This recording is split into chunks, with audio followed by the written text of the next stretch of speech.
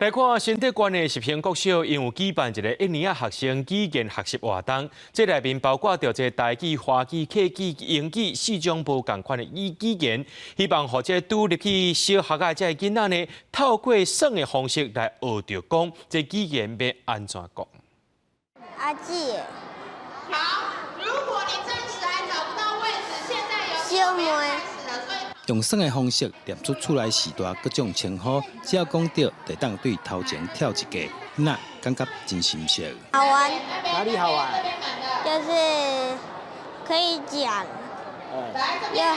又可以跳格子。你看到什么图，你就讲什么。好，譬如讲第一个是阿公，过来是小弟，哈。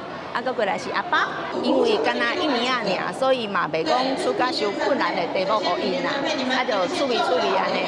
因囡仔有通跳，有通耍，伊就真欢喜啊。除了台语以外，现场还包括华语、客语、英语这无共的语言，透过设计游戏，希望互拄来国小上课1年学生对语言产生兴趣。那因为客语其实是一个快要失传的语言，那尽量用这种方式让学生对这个更有兴趣去学习这样。学校佮特别安排5年一个学生带一个新生的方式，斗阵来耍过关游戏。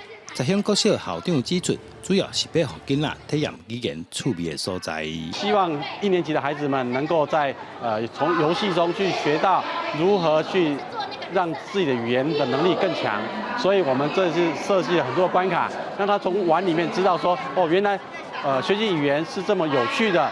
学校佮找来另外2间国小，拢总900个学生做伙参与活动，现场是闹热滚滚，囡仔也对游戏过程中体验好耍、佮有特色的本土语言课。记者杜君和新竹报道。